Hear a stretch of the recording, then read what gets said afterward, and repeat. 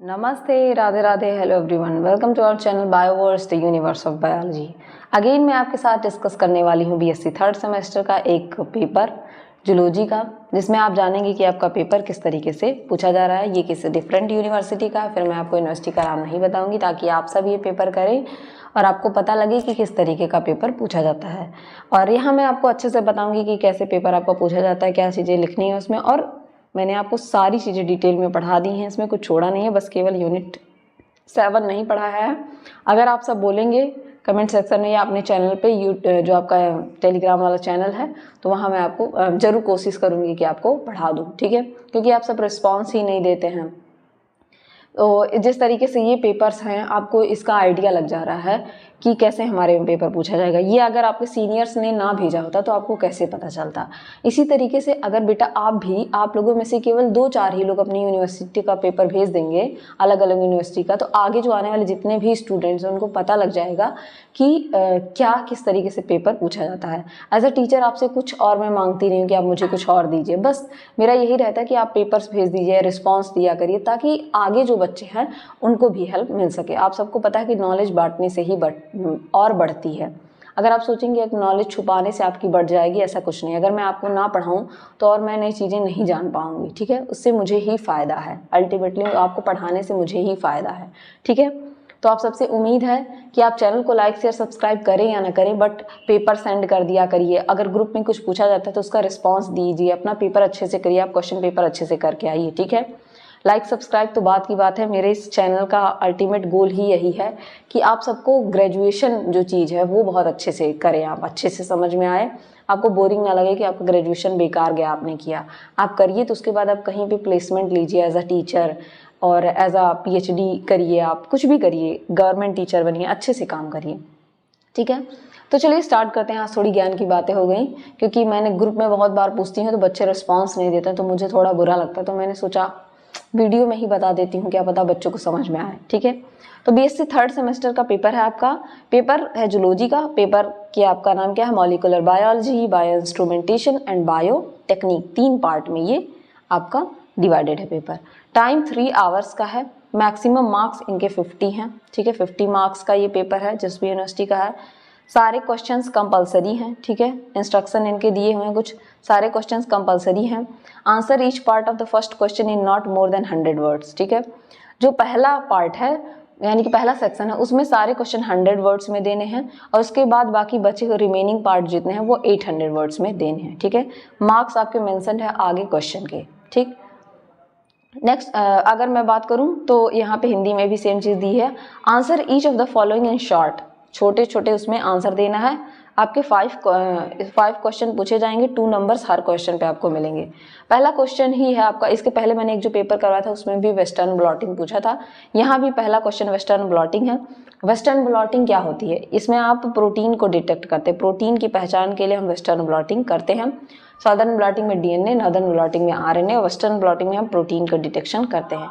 Second question पूछा गया आपका बियर लैम्बर्ट्स लॉ से, ये वाला मैं नहीं पढ़ाया, अगर आप कहेंगे तो मैं इसे पढ़ा दूंगी, ठीक है। लेकिन इसके लिए आपको या तो कमेंट सेक्शन में बोलना होगा या आप अपने टेलीग्राम चैनल पे बोलेंगे, ठीक है, तो ही मैं ये यूनिट पढ़ाऊंगी। ये मेरी जिद नहीं, एक रिस्पॉन्स मैं आपका देखना चाहती हूँ। आपको पढ़ने में मज़ा आता नहीं, आप पढ़ना चाहते हैं या नहीं, जस्ट वीडियो देख लेते हैं, पास हो जाते हैं, जिसका कोई बाद में मतलब नहीं निकलने वाला, ठीक है। बियर लैम्बर्ट्स लॉ मैंने नहीं पढ़ाया है, ठीक है।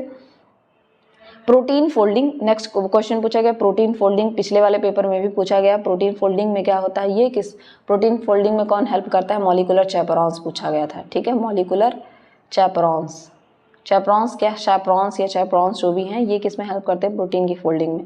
Elisa technique, enzyme linked immunosorbent, ऐसे फुल इसका नाम है, ठीक है। एलिसा भी पूछ सकता है या इसका फुल नेम भी पूछ सकता है, that is enzyme linked immunosorbent ऐसे, ठीक है, इम्यूनोसॉर्बेंट ऐसे, ठीक है, एलिजा कहते हैं। ट्रांसक्रिप्शन फैक्टर्स, ठीक है, ट्रांसक्रिप्शन फैक्टर्स क्या होते हैं? पूरे ट्रांसक्रिप्शन फैक्टर के बारे में मैंने आपको डिटेल में, टोटल डिटेल में आपको बताया है। प्लेलिस्ट में अटैच कर दूंगी यहाँ वीडियो में, ताकि आपको आसानी से मिल जाए, ठीक है। What is transcription? ट्रांसक्रिप्शन क्या होता है? तो ट्रांसक्रिप्शन में हम क्या पढ़ते हैं, आपका डीएनए से आरएनए का बनना प्रोसेस ट्रांसक्रिप्शन कहलाता है। आपको ट्रांसक्रिप्शन बताना तो है, डिटेल में बताना है, लेकिन किस में बताना है, प्रोकैरियोट। इस बात का हमेशा ध्यान रखिएगा, प्रोकैरियोट और यूकैरियोट के ट्रांसक्रिप्शन में थोड़ा सा डिफरेंस होता है, और वो डिफरेंस मैंने आपको अच्छे से बताया है। ट्रांसक्रिप्शन मीन्स डीएनए से आरएनए का बनना, ट्रांसक्रिप्शन उसी में पूरी ट्रांसक्रिप्शन मशीनरी लगती है, पॉलीमरेज लगते हैं, आपके राइबोसोम्स लगते हैं, ठीक है, आरएनएज लगते हैं। नेक्स्ट क्वेश्चन है describe the process of translation. यहाँ आपको ट्रांसलेशन बताना है।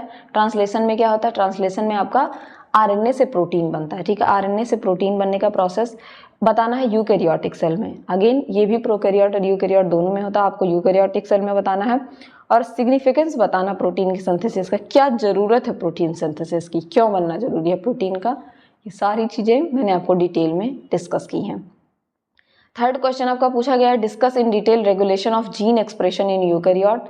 तो रेगुलेशन ऑफ जीन एक्सप्रेशन मैंने आपको डिटेल में बताया है कि किस तरीके से जीन के एक्सप्रेशन का हम रेगुलेशन करते हैं, आरएनए स्प्लाइसिंग, ठीक है, और बहुत सारी चीज़ें होती हैं जिसको डिटेल में आपको बताया गया है, ठीक है। व्हाट इज नेक्स्ट क्वेश्चन, या तो वो करिए या ऐसे, post translational modification in eukaryote. Post translational modification क्या होता है यूकैरियोट में, ठीक है। Explain its importance in molecular biology, और इसका मॉलिकुलर बायोलॉजी में क्या है, इंपॉर्टेंस क्या है, ठीक है। पोस्ट ट्रांसलेशनल मॉडिफिकेशन में मैंने बताया था कि ट्रांसलेशन के बाद जब ये यूकैरियोट में होता है, यूकैरियोट के न्यूक्लियस में होता है, न्यूक्लियस से फिर आपके साइटोप्लाज्म में होता है, ठीक है, साइटोप्लाज्म से इसको न्यूक्लियस में जाना रहता है, तो इसको हम कपड़े वपड़े पहना के कोडिंग वोडिंग करके भेजते हैं, फिर बाहर भेजना होता है, तो उनका मॉडिफिकेशन कुछ करते हैं, एसिटाइलेशन, यूबिक्विटाइनेशन, सब मैंने आपको बताया था। आपके डीआरएनए का भी होता है और प्रोटीन का भी होता है, ठीक है। नेक्स्ट क्वेश्चन पूछा गया describe the electron microscope with the help of suitable diagram and also right the advantage and limitation. तो यहाँ पे microscope, light microscope, electron microscope और डार्क फेज, लाइट फेज, कई सारे माइक्रोस्कोप के बारे में आपको बताया गया है, लेकिन यहाँ आपको बेसिकली इलेक्ट्रॉन माइक्रोस्कोप के बारे में बताना है, उसका सूटेबल डायग्राम देना है। ये भी दो तरीके का होता है, सेम एंड टेम, ठीक है। आप स्कैनिंग इलेक्ट्रॉन माइक्रोस्कोप और ट्रांसमिशन इलेक्ट्रॉन माइक्रोस्कोप, इसके बारे में भी आप बताएंगे, दोनों के डायग्राम देंगे, और उसका एडवांटेज क्या होता है और उसका लिमिटेशन क्या होता है, दोनों के बारे में आप बताएंगे, ठीक है। नेक्स्ट क्वेश्चन आपका पूछा गया है describe the working principle of the paper chromatography. Chromatography तो कई तरीके का है, बेसिकली मैंने अभी तक जितने पेपर देखे उसमें क्रोमेटोग्राफी, पेपर क्रोमेटोग्राफी ही पूछा गया, जो कि सबसे आसान होता है। वॉट्समैन पेपर का यूज़ किया जाता है, इसी के थ्रू आप क्रोमेटोग्राफी करते हैं, इसको मैंने आपको डिटेल में पढ़ाया भी है, ठीक है। नेक्स्ट क्वेश्चन क्या है, डीएनए फिंगरप्रिंटिंग के बारे में आपको बताना है। व्हाट इज डीएनए फिंगरप्रिंटिंग, तो आप सबको पता है डीएनए फिंगरप्रिंटिंग क्या होता है, ठीक है। इसमें ब्रॉटिंग टेक्निक का भी यूज़ किया जाता है। रोल क्या है डीएनए फिंगरप्रिंटिंग का, क्रिमिनल केसेस में इसका रोल क्या होता है, जैसे मदर फादर का पता लगाना, किसी ने किसी का डेथ मर्डर कर दिया, उस पर पता लगाना कि किसने किया, इन सब में किस तरीके से यूजफुल होता है, जो कि मैंने आपको डिटेल में बताया, ठीक है। नेक्स्ट क्वेश्चन है आपका यूनिट 7 जो है उससे बफर सोल्यूशन क्या होता है, what is buffer solution, describe any two biochemical techniques for measuring pH, ठीक है। दो बायोकेमिकल टेक्निक बतानी है जो पीएच को मेजर करते हो, ये बस मैंने आपको नहीं पढ़ाया, ठीक है। और होपफुल्ली आपको ये पेपर समझ में आया होगा, क्योंकि पेपर में 1 A to Z जितनी भी चीज़ें हैं मैंने सब कुछ आपको डिटेल में पढ़ाया है। जो मैंने छोड़ा है अगर आप कहेंगे तो भी मैं पढ़ा दूंगी, वरना आपको नहीं ज़रूरत है तो आप नहीं कहेंगे। मुझे ऐसा लगता नहीं कि बच्चे रिस्पॉन्स देंगे, नहीं देंगे ज़रूर, ठीक है। तो आप सब पढ़ते रहिए, बढ़ते रहिए, मेरी यही दिली तमन्ना है, और भगवान से प्रेयर भी मैं करती हूँ कि जो भी बच्चे मुझसे पढ़ते हैं, जो नहीं भी पढ़ते हैं, वो आप अपनी ज़िंदगी में बहुत अच्छे से सफल हो, ठीक है। पढ़ते रहिए, बढ़ते रहिए। Thank you everyone.